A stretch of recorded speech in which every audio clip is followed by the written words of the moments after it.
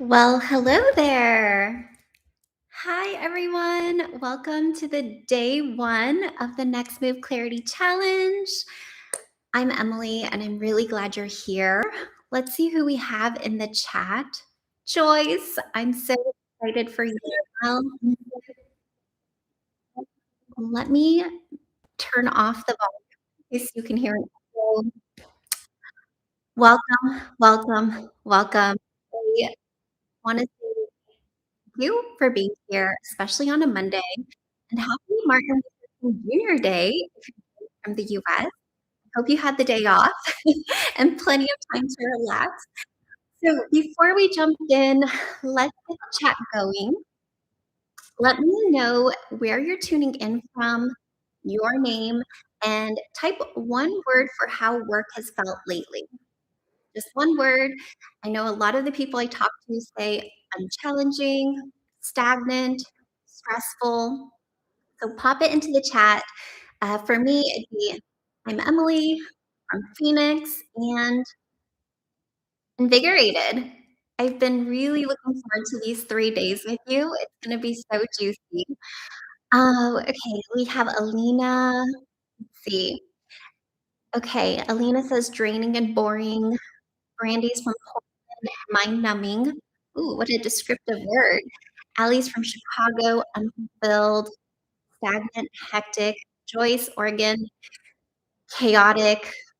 Sarah, Denver, boring. Okay, beautiful. Hey, Carolyn, nice to see you. All the way in Seattle, all consuming. Okay, beautiful. So keep them coming. And if you're on the replay, feel free to chat with us just as if you're live here with us. I see the theme through here though meaningless, unchallenged, undervalued. Okay, you are in the right place. And if you're just listening quietly, nodding along, you're also in the right place. I want to set expectations right away so you know what kind of space this is. Over these next 3 days, I am not here to hype you up. I'm not here to convince you to quit your job. And I am definitely not here to pressure you into figuring out your entire career in 30 minutes. Okay. But I want to share this challenge is about clarity, not urgency. I have a lot of clients who are really good problem solvers. Type in me if you're a good problem solver. And yet, when we come into these spaces, time and time again, what they find most useful, and they tell me, like, this was so helpful, is actually having time and space to slow down enough to hear themselves again. And so that's what we're doing here. And I also want to remove a lot of the pressure that comes from feeling like you need to figure it out right away or overnight, because that actually keeps a lot of women stuck. So most people think career clarity is about finding the one perfect job title out there. I just know what to type into that search bar, that one nebulous title, then everything will be easy. Everything will just click. But here's the truth I really want you to hear. There's a lot of paths that you could be fulfilled in. There's a lot of directions out there that you're qualified for. So this challenge is about narrowing in on a working direction and getting clear on your next aligned step. Because I know so many of you want your spark back. You want to feel invigorated and excited again, right? So instead of obsessing over the one right title, we're going to start with something more supportive. I want to know from you, let me know in the chat. This is going to be super interactive. How do you want to be in your work? So just think about it for a moment. Do you want to be creative and expressive? Do you want to be challenged? Or maybe you're in a season of your life where you want just more relaxation. Not everyone needs their career to be climbing up a ladder constantly. And I really believe in looking at our life and our career in chapters. Is this the chapter you want to be more trusted, maybe be more strategic? There's really no right or wrong here. So drop a word in the chat, how you want to be. And Johnny, nice to see you. Oh, so many familiar faces. how do you want to be? I hear creative and expressive, purposeful.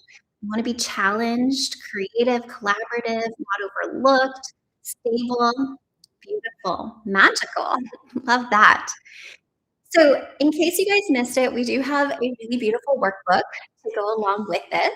And don't get your pages out of order because I just realized there's no page numbers. But hopefully, you're on day one. And I actually went out of order because what I want to talk about is number four, if you're following along. And that is, I always say we are human beings, not human doings. So when your way of being is off, what you're doing won't feel right either. That goes in this line. When my being is off, it doesn't matter what I'm doing. You could be doing exactly what you're meant to do, but if your environment isn't set up for success, it won't matter. You're going to feel like something is off, something is misaligned, something is unfulfilled. So when I work with my clients, I actually want to start with their come from energy. Hear more about your come from energy.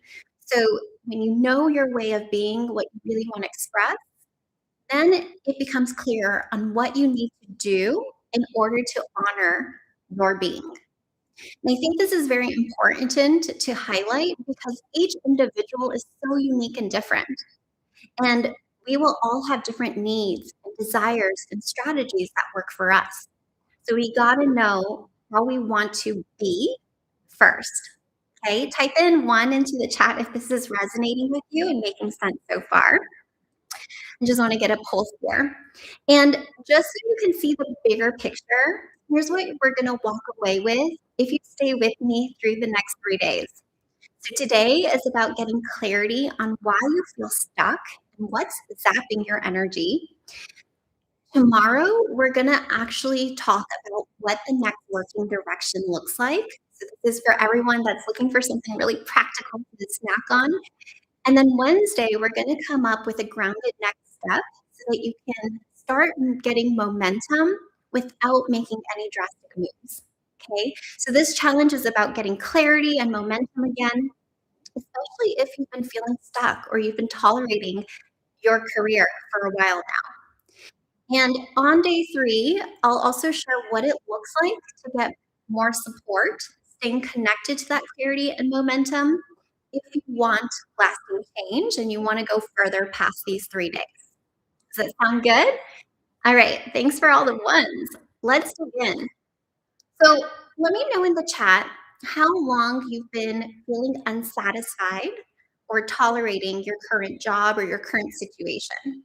Just pop it into the chat. No shame. Naming it aloud is actually very helpful. And I want you to know if it's been months or even years, that's completely normal.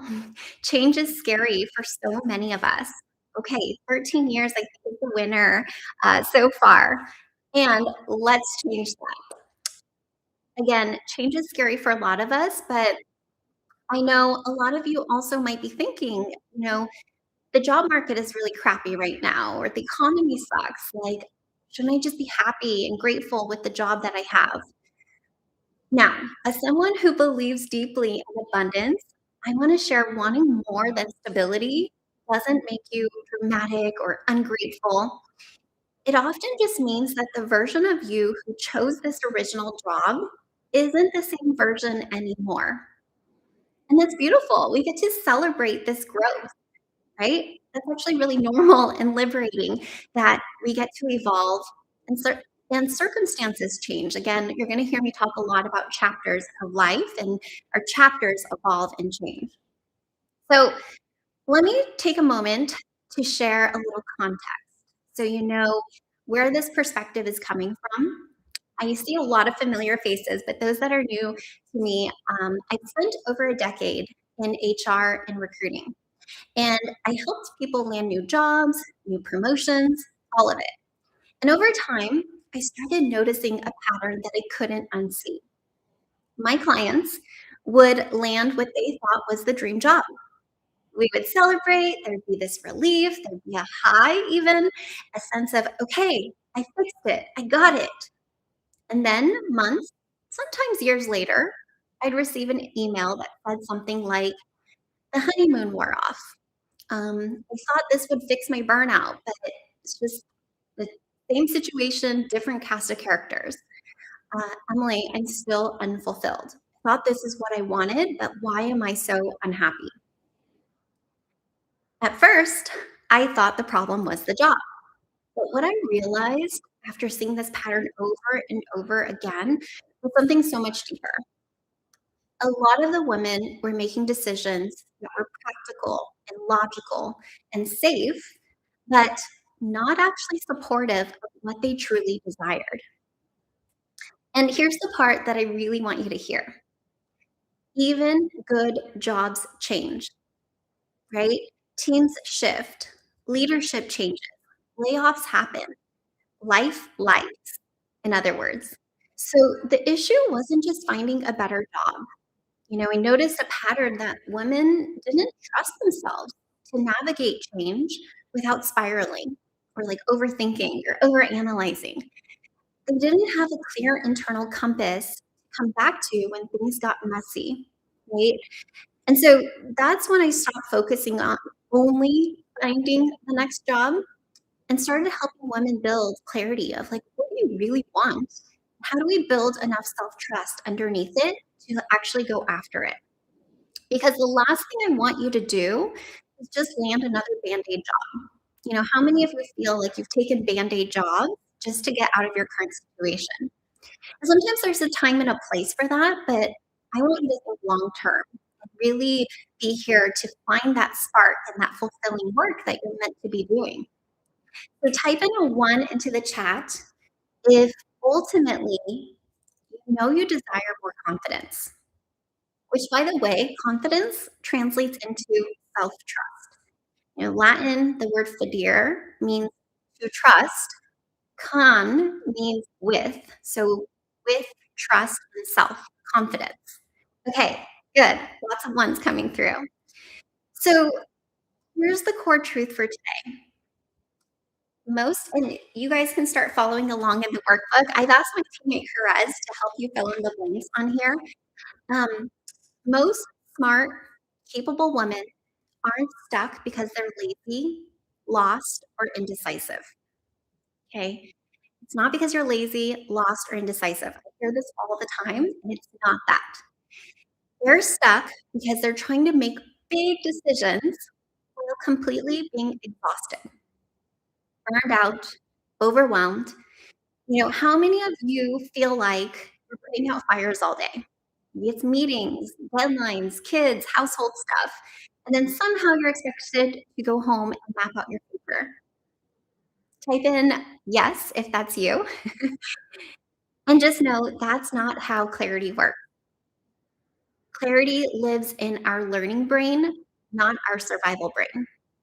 Our learning brain is where we get to start thinking creatively about possibilities. We start to think strategically and out of the box, right?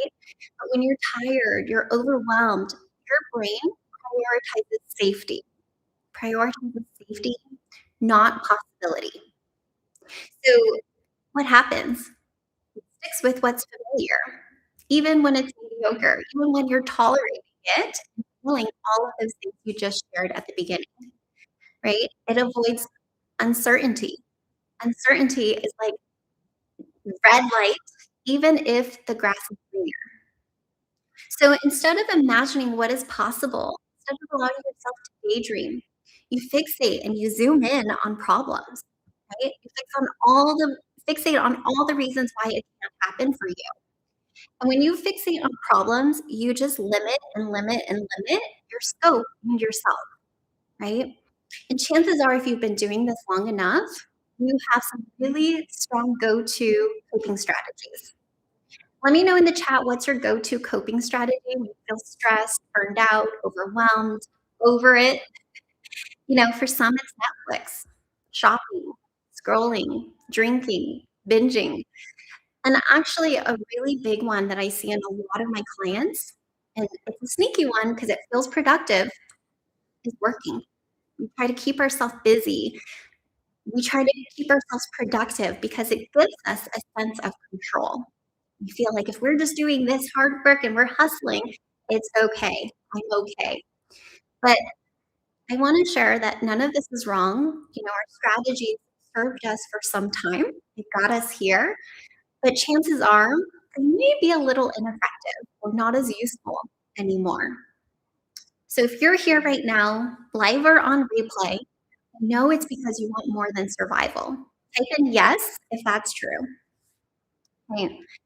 Yeah, I'm seeing a lot of um, just shut down. Yeah, freeze. Doom scrolling, online shopping. Yeah. Okay. Good. I'm glad this is resonating. Okay. So just to be clear, sometimes the answer really is you need a new job. If you're in a toxic environment, you're feeling resentful. The moment you feel resentful, there's definitely an exit door. Okay. I don't want to condone staying in something that is toxic. But what matters first isn't the solution, it's understanding what's no longer fitting. What is the pattern or the theme that I'm seeing here? Because if you make your next move from exhaustion, panic, or helplessness or hopelessness, you're likely going to repeat the same patterns. Again, same thing, different cast of characters, different environment, same issues come up. So I want you to think of career clarity like this. I want you to imagine I tell you we're going on a vacation. We have an all paid trip, all paid for. And I imagine me saying, go pack your bag. You'd be like, okay, but where are we going? Am I going to Mexico? Am I going to Disneyland? Am I going camping or the beach or somewhere tropical? Right? So without a direction, packing becomes stressful. You second guess everything, or you don't even get excited enough to start. And that is what most people are doing with their careers. I see so many people on autopilot rushing to update resumes, scrolling the job boards, networking without knowing what they're packing for or without their heart fully in it. No wonder it feels exhausting. Type in scene into the chat if I just described your situation. And just know there's no shame in this game. If you've been feeling stuck for a while, I do know that self-blame usually starts to seep in. Right? I hear from my clients all the time, I should have picked a different major. I should have left earlier. I should have known better. Should have vetted stronger. And here's what's actually true. You made the best decisions you could with the information, the resources, and the safety you had at the time. So beating yourself up doesn't create clarity. And I want you to meet yourself with compassion because beating yourself up just makes everything heavier. It doesn't solve anything, right? So by the way, I don't really believe in career mistakes the way most people mean it. Again, I believe in chapters, and I firmly believe that every single experience, good and bad, has shaped you into what your next direction is. And I believe the key to success is in knowing, finding that awareness of when it's time to course correct. But again, everything that has come in your circle is there for a purpose. Okay, so there's no mistakes in that way. All right, let's get to the fun part today. We're going to talk about misalignment burnout because most people think they're burned out due to working too much. And yes, that could be true, especially if you're working 60, 80-hour weeks or you're juggling everything on top of a family. But there's typically a deeper burnout that a vacation won't fix. And misalignment burnout, we're on the next page, by the way. Misalignment burnout is caused because many have been spending a long time doing work that no longer matches your values, your desires, or who you've grown into. This is really important, so I'm going to say it one more time. Many of you have been spending a long time doing work that no longer matches your values, your desires, or who you've grown into. So Instead of asking, "Why can't I figure out what I want next?" We're asking a stronger, more powerful question, which is, "Where is the mismatch?" So I want you to grab the book. We're gonna go through the 3 areas and just notice which one feels the loudest. After this training, you can absolutely go back on your own time and work through each of them if they're up for you. Usually there's one that's the loudest. So let's start with values. You know, values are guiding principles that, when honored, make your life or your career feel valuable. So your values, again, are guiding principles. And I want to ask, is there something that you deeply care about that's been consistently being pushed up against? So examples are, you may value diversity or respect or empathy or compassion or fairness. You're just not getting that. This is when you're going to feel misalignment burnout. So the value being challenged in my workplace is, you can fill in the blank there. The next type of misalignment burnout is desires. Now, what is it that you want? What is it that you desire? There's something you want more of that you're just not getting. I want you to really write this down and declare it. Money? Is it remote work? Is it working with more people? I have a lot of clients who feel that what they desire is too impossible or too stretchy. But when they get the offer letter, it actually matches the exact numbers that they're written. So I really want you to allow yourself to declare it. Nothing is too big here.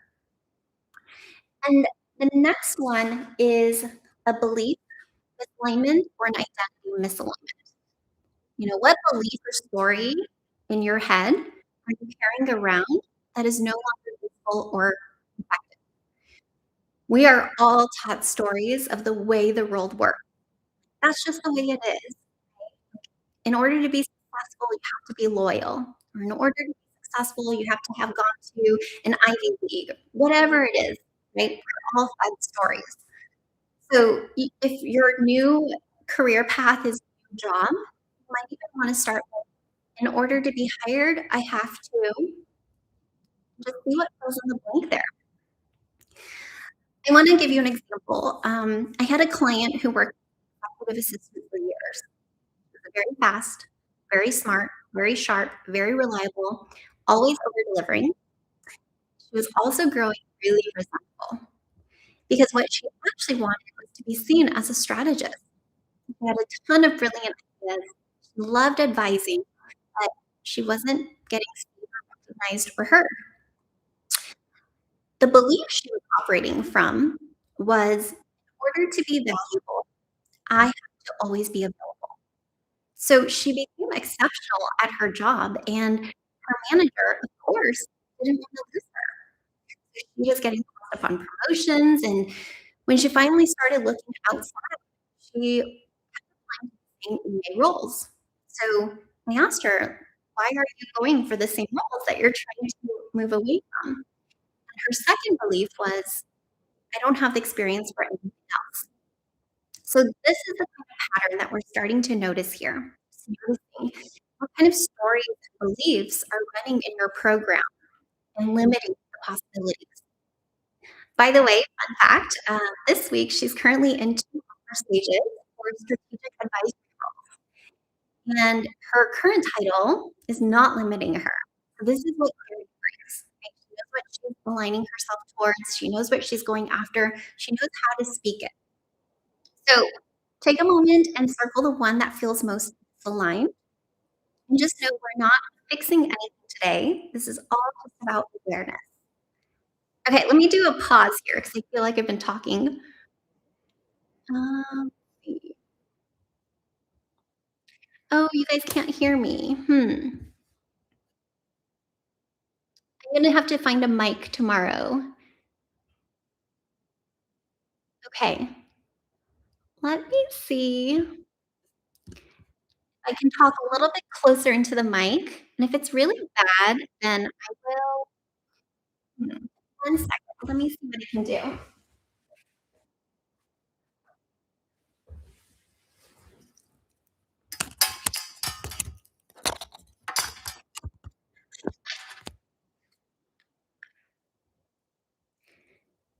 Is this by chance better?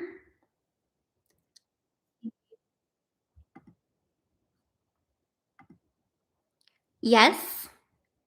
Okay. We're gonna go with this, and I'll do this tomorrow. If it's really bad, I'll re-record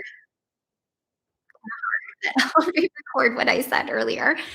Um, okay, so I wanna share just to, like, bring this workbook to real life, another quick example. One of the Inner Magic clients had a core value of autonomy, but worked in extreme micromanagement, like, where she had to log every single thing, including her bio bio breaks. So once she was able to name the mismatch, missing autonomy, like, this value is not being respected here, she wasn't making emotional decisions. She had clarity on what she needed, and I'm a big firm believer of always asking for what you want, always making a request before you just flee. So she asked her manager, "Is it possible to stop submitting daily reports and instead just be measured on my outcome?" And the manager came back and said, "No, it's against company policy." So great. With that clarity, she started to look externally, and she landed a similar role for a company that didn't care about activity logs. And she's way happier now, not because the job itself was misaligned, but the value of trust was missing. Right? So I want you to really, like, snack on what is missing, because that again informs you of your direction. So if nothing jumps out at you right now in this workbook, that's okay. Take your time. Um, Tonight, we're not fixing anything. Again, this is just becoming aware. Um, are you guys not hearing me again? Okay.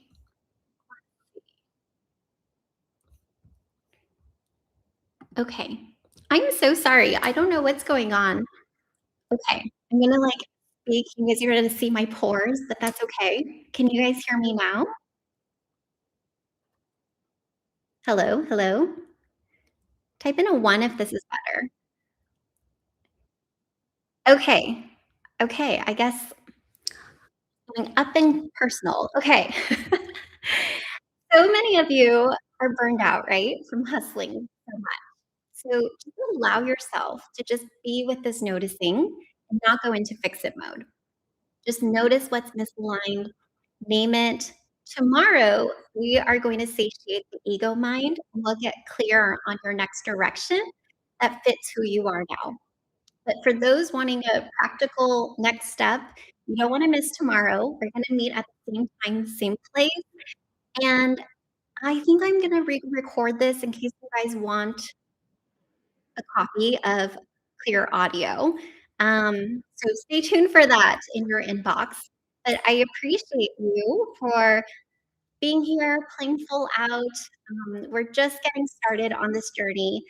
But the fact that you are here right now tells me a lot that you guys are ready for change. You guys are ready for something more aligned. So let's get it. Check out the workbook, complete your homework or your growth assignment, and then we will be in touch tomorrow, same time, same place. Awesome. Thank you guys so much. Take a look at my pores. Just kidding. I will see you guys tomorrow. You guys are awesome and have a wonderful rest of your evening. Okay. Bye.